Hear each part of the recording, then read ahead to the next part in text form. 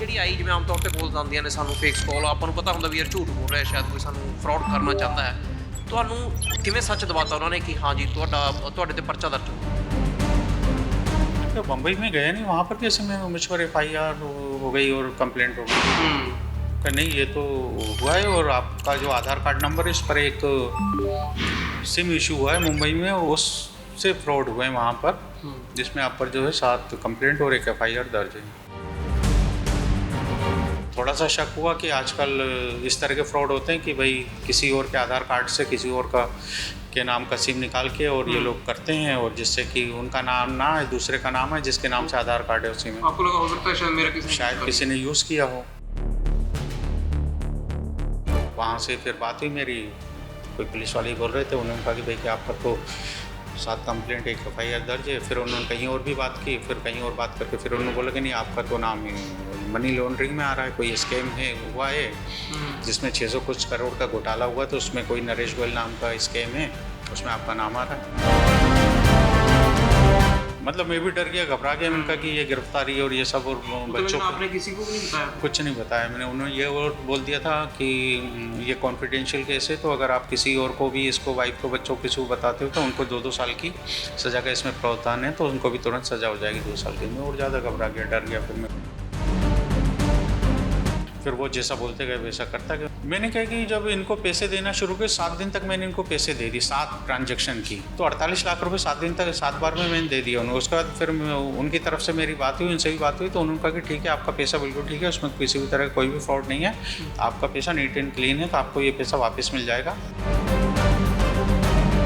फिर अगले दिन सुबह 10 साढ़े 10 बजे जाकर मैंने साइबर क्राइम में बैंक डिटेल पूरी जो भी मैंने ट्रांजेक्शन मैंने किए थे वो सारी बैंक डिटेल दे दी है और अब पुलिस वालों ने कंप्लीट कर ली है नोट।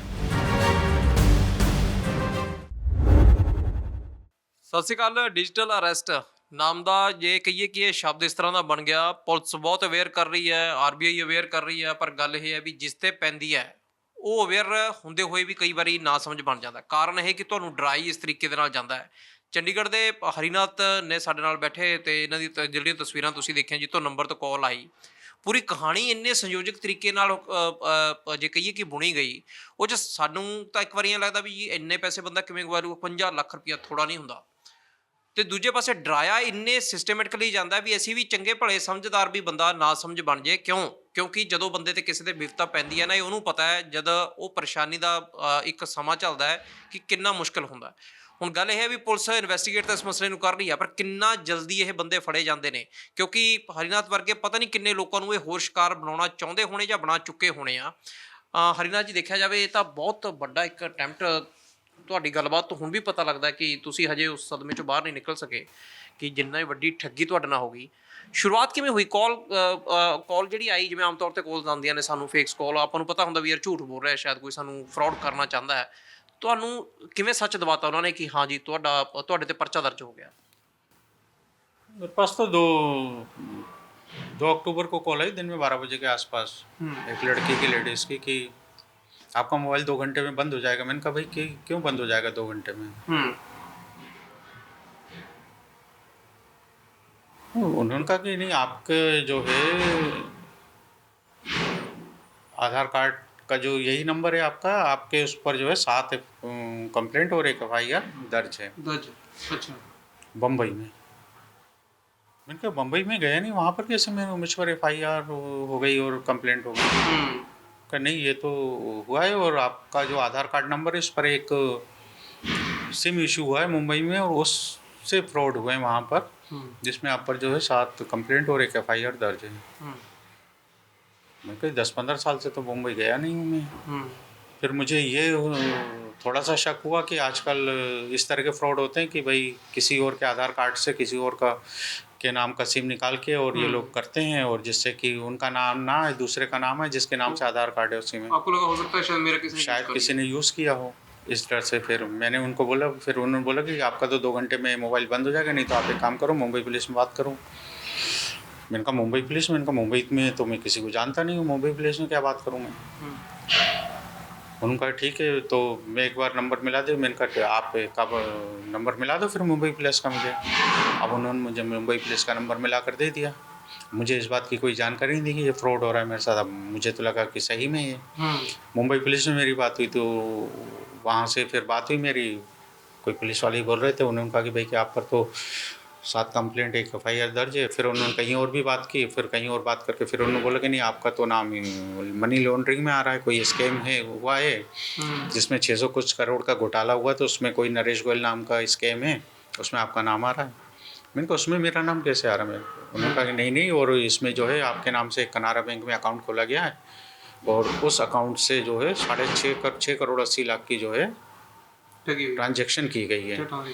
उस ट्रांजैक्शन का 10% कमीशन आपने 68 लाख रुपए खाया है।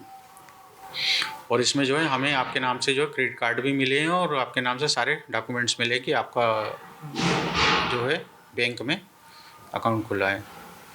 अब मैंने कहा मैंने तो ऐसा कुछ किया नहीं। फिर उन्होंने कहा कि नहीं, ये तो बहुत कॉन्फिडेंशियल केस है, और इसमें CBI, सुप्रीम कोर्ट और RBI इसकी छानबीन कर रहे हैं, तो इसमें सुप्रीम कोर्ट की तरफ से आपके खिलाफ गिरफ्तारी वारंट जारी हो चुका, और आपको 2 घंटे में गिरफ्तार कर लिया जाए। मैंने कहा भाई कि 2 घंटे में गिरफ्तार कर लेंगे तो ये सब कैसे क्या है? अब उन्होंने बोला नहीं, या तो आप मुंबई आ जाओ या फिर आपको गिरफ्तार कर लेंगे। मैंने कहा मुंबई आने में तो मुझे तो 1-2 दिन लग जाएगा, मुंबई इतनी जल्दी थोड़ी मैं आ सकता हूँ। फिर उन्होंने कहा कि ठीक है, मैं अपने CBI ऑफिसर से बात कराता हूँ। CBI ऑफिसर से बात करवाई, उनसे बात चली, फिर बहुत देर तक यही बात होती रही। उन्होंने कहा नहीं नहीं, वो तो आपको तो गिरफ्तार करेंगे, और सुप्रीम कोर्ट का ऑर्डर है, इसमें कुछ नहीं हो पैसे सकता। जो स्टार्टिंग जो पहला आपकी तरह से अगर कहें कि आपकी तरफ से इंस्टॉलमेंट कह लो, या पैसे फर्स्ट टाइम जो पैसे लिए, हाँ, बड़ी चीज़ वो पैसे तक कैसे पहुंचे? उन्होंने क्या कहा, उन्होंने यही कहा कि देखो भाई कि हमारे पास वैसे तो 2 ऑप्शन होते हैं कि या तो हम आपको गिरफ्तार करें, मुंबई लाएं, या आप मुंबई आ जाओ, या फिर आपका दूसरा ऑप्शन है कि आप घर पर रहो, हमारे साथ टच में रहो, वीडियो कॉल पे रहोगे आप, और हर 15-20 मिनट की आप हमें खबर दोगे, और आप हमें अगर पूरी तरह से कोऑपरेट करते हो तो फिर आप घर पर रहकर उसको वो करो। RBI इसमें छानबीन कर रही है। बार बार वीडियो कॉल करते थे लोग? बार बार नहीं, एक बार वीडियो कॉल होता था मेरा, फिर 24 दिन तक चला है। बीच में कभी नेटवर्क कट जाता था तो दोबारा हो जाता था। 23-24 दिन चला था। तो फिर आपको सोते समय ऑन रहता था वीडियो। मैं मोबाइल ऐसे रख के यूँ करके इस पर रुमाल यूँ रख देता था और ऑन रहता था। तो मेरी उनसे वही बात हुई, तो उन्होंने कहा ठीक है। मैंने बहुत मतलब मैं भी डर गया, घबरा गया। मैंने कहा कि ये गिरफ्तारी और ये सब, और बच्चों को आपने किसी को भी नहीं बताया? कुछ नहीं बताया मैंने। उन्होंने ये और बोल दिया था कि ये कॉन्फिडेंशियल केस है, तो अगर आप किसी और को भी, इसको वाइफ को, बच्चों को, किसी को बताते हो तो उनको 2-2 साल की सज़ा का इसमें प्रावधान है, तो उनको भी तुरंत सज़ा हो जाएगी 2 साल की। मैं और ज़्यादा घबरा गया, डर गया। फिर वो जैसा बोलते गए वैसा करता गया। उन्होंने कहा ठीक है, आपका जो भी पैसा है, एसेट्स हैं आपका जो, तो RBI उसकी छानबीन करेगा, और जो ये मनी लॉन्ड्रिंग केस हुआ है 600 कुछ करोड़ का नरेश गोयल नाम का, तो इसमें अगर आपके रिलेटेड कोई भी पैसा नहीं पाया जाता तो आपका ये पैसा जो है RBI द्वारा वापस कर दिया जाएगा। तो आपका जो भी पैसा आप RBI को ट्रांसफ़र करो, और RBI इसकी इन्वेस्टिगेशन करेगा। अच्छा, ऑनलाइन ट्रांजेक्शन करवाई उन्होंने? हाँ, तो फिर मुझे यही लगा, तो मैंने फिर, मेरे पास जो पैसे पड़े थे, मेरे FD पड़ी थी, मेरा कुछ और शेयर मार्केट में पैसा पड़ा था, वाइफ की भी FD पड़ी थी। तो ऐसे करके मैं धीरे धीरे करके। फिर वो आपने ऑनलाइन तुड़वाई या आप गए बैंक में, वो भी वीडियो कॉल पे हुआ सारा कुछ? एक तो मेरी जो ICICI बैंक में थी 9.5 लाख की, वो मैंने ऑनलाइन तुड़वा दी थी। और जो वाइफ की एक थी, वो जाके मैंने बैंक में जाके तुड़वाई थी। वाइफ में मैंने बताया भी नहीं था, उसको भी झूठ बोल दिया था मैंने कि हम कोई प्रॉपर्टी ले रहे हैं, वो ले रहे हैं, ये बोल के मैंने वो। आपको ये कब पता चला कि फ्रॉड हो चुका है आपके पास से? ये सारी चीज़ फेक थी? जैसे चलो वीडियो कॉल चलती रही, आप 21-22 दिन तक लगातार ऐसे बने रहे, एक तरह से बंधक बने रहे उनके, और ये फिर कब आपको क्लियर हुआ कि ये तो भाई मेरे साथ फ्रॉड हो गया है, ये कोई ऐसा मामला था नहीं? मैंने कहा कि जब इनको पैसे देना शुरू किए, 7 दिन तक मैंने इनको पैसे दे दी, 7 ट्रांजैक्शन की, मतलब कम से कम 12-15 दिन में 7 ट्रांजैक्शन की मैंने करीब। मैंने उनको तब तक उनके कहे अनुसार, वो हर बार मुझे अलग बैंक अकाउंट नंबर देते थे, और मैं बैंक जाकर उनको ट्रांजैक्शन कर देता था RTGS। तो 48 लाख रुपए 7 दिन तक 7 बार में मैंने दे दिया उन्हें। उसके बाद फिर उनकी तरफ से मेरी बात हुई, उनसे भी बात हुई, तो उन्होंने कहा कि ठीक है, आपका पैसा बिल्कुल ठीक है, उसमें किसी भी तरह का कोई भी फ्रॉड नहीं है, आपका पैसा नीट एंड क्लीन है, तो आपको ये पैसा वापस मिल जाएगा। तो उन्होंने कहा कि ठीक है, अब आपकी जो FIR दर्ज है उसको कैंसिल करने के लिए आपको 2 लाख रुपये देने होंगे, तो FIR भी दर्ज कैंसिल हो जाएगी आपकी। मैंने कहा 2 लाख तो नहीं है मेरे पास। फिर मैंने किसी तरह अपने जान पहचान वालों में इधर उधर में उधारी मांग के मैंने पैसे 88,000 रुपये उनको करके दे दिए। फिर 2 दिन बाद फिर मेरी बात हुई, फिर उन्होंने कहा कि नहीं, आरबीआई ने जो इन्वेस्टिगेशन किया, आपके पैसों की छानबीन की है, तो उसकी जो फीस है वो 1.5 लाख रुपए आप वो जमा कर दो, तो वो 1.5 लाख रुपए आप जमा कर दो तो आपको वो बाकी पैसे रिटर्न हो जाएगा। फिर ये बात हुई, फिर उसका फिर लास्ट में मेरी 24 तारीख को बात हुई उनसे कि 24 तारीख को फिर मैं शाम को 4 बजे फिर उनको मैसेज किया मैंने कहा कि वीडियो कॉल तो ऑन थी मेरी, तो व्हाट्सएप पर ही मैसेज होता था, उस पर मैं मैसेज किया भाई कि मेरा रिफ़ंड और मेरी एनओसी दे दो। तो फिर उनका वहाँ से फिर मैसेज आया उस पर कि भाई कि नहीं, ये तो एनओसी के लिए जो है आरबीआई एनओसी जारी करेगी, तो उसके लिए 2 लाख रुपए मांग रही है। तो जब उन्होंने ये एनओसी का 2 लाख की बात की, तो फिर मुझे एकदम से मेरे को दिमाग में फिर ये आ गया कि नहीं, ये तो फिर मेरे को लग गया कि नहीं, ये तो फ्रॉड हो गया मेरे साथ। फिर आपने कट की उसकी वीडियो कॉल?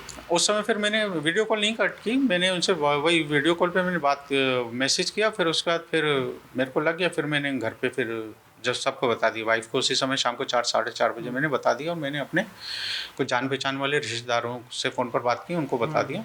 फिर मैं उठा, सीधे गया मलौया थाने में मैं वहाँ पुलिस वाले ने बोला कि ये तो साइबर फ्रॉड है, तो आपको साइबर क्राइम ऑफिस सेक्टर 17 में जाओ। मैं सेक्टर 17 में गया, शाम को 5 बजे के आसपास वहाँ पहुँचा। फिर मैंने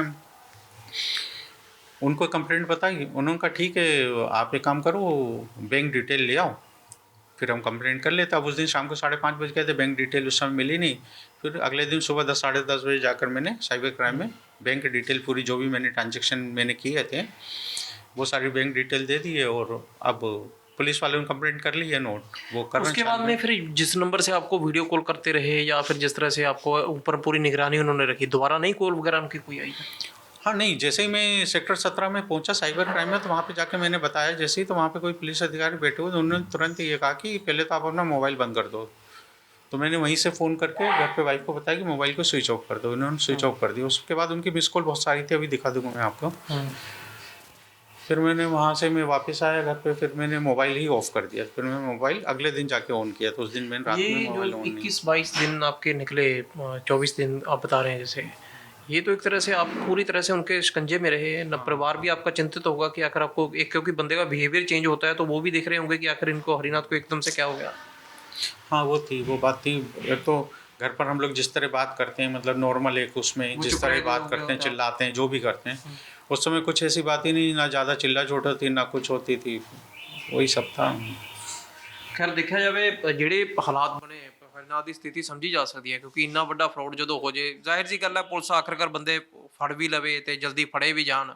ਪਰ ਗੱਲ ਇਹ ਹੈ ਵੀ ਇਹਨਾਂ ਦੀ ਮਿਹਨਤ ਦੀ ਜਿਹੜੀ ਕਮਾਈ, ਜਿਹੜੀ ਸਾਰੀ ਉਮਰ 'ਚ ਬੰਦਾ ਜੋੜ ਕੇ ਰੱਖਦਾ ਕਿ ਸਾਡੇ ਔਖੇ ਸਮੇਂ ਕੰਮ ਆਊਗੀ, ਪਰ ਇਸ ਸਮੇਂ ਦੇ ਦੌਰਾਨ ਜਿਵੇਂ ਹੋਇਆ, ਤਾਂ ਸਭ ਤੋਂ ਵੱਡੀ ਕੋਸ਼ਿਸ਼ ਤਾਂ ਇਹੀ ਹੈ ਕਿ ਜਲਦੀ ਤੋਂ ਜਲਦੀ ਇਹ ਮਾਮਲਾ ਟਰੇਸ ਹੋਵੇ, ਕਿਉਂਕਿ ਜੇ ਹਰੀਨਾਥ ਵਰਗੇ ਹੋਰ ਪਤਾ ਨਹੀਂ ਕਿੰਨੇ ਲੋਕ ਨੇ ਜਿਹੜੇ ਅਜਿਹੇ ਸ਼ਿਕਾਰ ਬਣਾਏ ਜਾ ਚੁੱਕੇ ਹੋਣੇ ਜਾਂ ਬਣਾ ਰੱਖੇ ਹੋਣੇ ਆ, ਕਿਉਂਕਿ ਬੰਧਕ ਇੰਨੇ ਇੱਕ ਤਰ੍ਹਾਂ ਦੇ ਨਾਲ ਬੰਧਕ ਹੀ ਹੋ ਜਾਂਦਾ ਬੰਦਾ, ਜਦੋਂ ਤੁਸੀਂ ਲਗਾਤਾਰ ਸੌਣਾ ਵੀ ਵੀਡੀਓ ਕਾਲ 'ਤੇ, ਉੱਠਣਾ ਵੀ ਵੀਡੀਓ ਕਾਲ ਦੇ ਉੱਤੇ, ਕਿ ਕਿੰਨਾ ਸ਼ਾਤਿਰਾਨਾ ਢੰਗ ਦੇ ਨਾਲ, ਕਿਉਂਕਿ ਤੁਹਾਨੂੰ ਇਹ ਵੀ ਦੱਸ ਦਈਏ ਵੀ ਕੋਈ ਹਰੀਨਾਥ ਕੋਈ ਅਨਪੜ੍ਹ ਸ਼ਖਸ ਨਹੀਂ ਹੈਗੇ, ਪੜ੍ਹੇ ਲਿਖੇ ਸ਼ਖਸ ਨੇਗੇ, ਬਾਕਾਇਦਾ ਇੱਕ ਪ੍ਰਤਿਸ਼ਠਿਤ ਮੀਡੀਆ ਸੰਸਥਾਨ ਦੇ ਵਿੱਚ ਕਈ ਸਾਲ ਕੰਮ ਕਰ ਚੁੱਕੇ ਨੇ, ਵੱਡੇ ਸ਼ਹਿਰਾਂ 'ਚ ਰਹਿ ਚੁੱਕੇ ਨੇ। ਉਹਦੇ ਬਾਵਜੂਦ ਜਦੋਂ ਇਹਨਾਂ ਨੂੰ ਸ਼ਿਕਾਰ ਬਣਾ ਲਿਆ, ਤਾਂ ਆਮ ਲੋਕ ਕਾਹਦੇ ਵਿਚਾਰੇ ਨੇਗੇ ਉਹਨਾਂ ਦੇ ਅੱਗੇ, ਜਦੋਂ ਇਸ ਤਰ੍ਹਾਂ ਦੀ ਪੂਰੀ ਕਹਾਣੀ ਰਚੀ ਜਾਂਦੀ ਹੈ। ਤੁਸੀਂ ਤਾਂ ਅਵੇਅਰ ਰਹੋ ਹੀ, ਪਰ ਨਾਲ ਗੱਲ ਇਹ ਹੈ ਵੀ ਹੁਣ ਕਹਾਣੀ ਸਾਰੀ ਪੁਲਿਸ 'ਤੇ ਟਿਕੀ ਹੈ। ਕਿੰਨਾ ਜਲਦੀ ਇਹ ਮਾਮਲਾ ਟਰੇਸ ਹੁੰਦਾ ਹੈ, ਕਿਉਂਕਿ ਆਪਣੇ ਆਪ ਦੇ ਵਿੱਚ ਬਹੁਤ ਵੱਡੀ ਠੱਗੀ ਹੈ। ਤੇ ਦੂਸਰੀ ਤਰਫ ਇਹ ਵੀ ਹੈ ਵੀ ਇੰਨੇ ਦਿਨਾਂ ਦੇ ਵਿੱਚ ਜਿਹੜੀ ਮਾਨਸਿਕ ਸਥਿਤੀ ਇਸ ਪੂਰੇ ਪਰਿਵਾਰ ਦੀ ਬਣੀ ਹੋਣੀ ਹੈ, ਉਹ ਸਮਝੀ ਜਾ ਸਕਦੀ ਹੈ। ਹਜੇ ਵੀ ਕਿਤੇ ਨਾ ਕਿਤੇ ਹਰੀਨਾਥ ਵਰਗੇ ਇਹਨਾਂ ਦਾ ਪਰਿਵਾਰ ਤੇ ਖੁਦ ਸਦਮੇ ਦੇ ਵਿੱਚ ਨੇ ਕਿ ਆਖਰ ਹੋ ਕੀ ਗਿਆ ਇਹਦੇ ਨਾਲ। ਪਰ ਬਾਕੀ ਲੋਕਾਂ ਨੂੰ ਜ਼ਰੂਰ ਇਹ ਗੌਰ ਕਰਨੀ ਹੋਊਗੀ, ਜੇ ਹਰੀਨਾਥ ਨਿਸ਼ਾਨਾ ਬਣ ਸਕਦੇ ਨੇ, ਬਣ ਤੁਸੀਂ ਵੀ ਸਕਦੇ ਹੋ। ਇਹਦੇ ਵਿੱਚ ਕੋਈ ਪੜ੍ਹਿਆ ਲਿਖਿਆ, ਅਨਪੜ੍ਹ, ਆਮ ਪਰਿਵਾਰ, ਜਾਂ ਕਹੋ ਤੁਸੀਂ ਬਹੁਤ ਹਾਈ ਪ੍ਰੋਫਾਈਲ, ਕੋਈ ਮਾਇਨੇ ਨਹੀਂ ਰੱਖਦਾ। ਇਹਦੇ 'ਚ ਸਿਰਫ ਇਹ ਹੈ ਕਿ ਜਿਹੜਾ ਟੈਕਟ ਤੁਹਾਡੇ ਨਾਲ ਵਰਤਿਆ ਜਾਂਦਾ ਉਹ ਕਿੱਡਾ ਖਤਰਨਾਕ ਹੈ। ਵੀਡੀਓ ਜਰਨਲਿਸਟ ਜਗਦੀਸ਼ ਦੇ ਨਾਲ ਸਮੀਤ ਸਿੰਘ, ਰੋਜ਼ਾਨਾ ਸੁਪਰਸਨ TV, ਚੰਡੀਗੜ੍ਹ।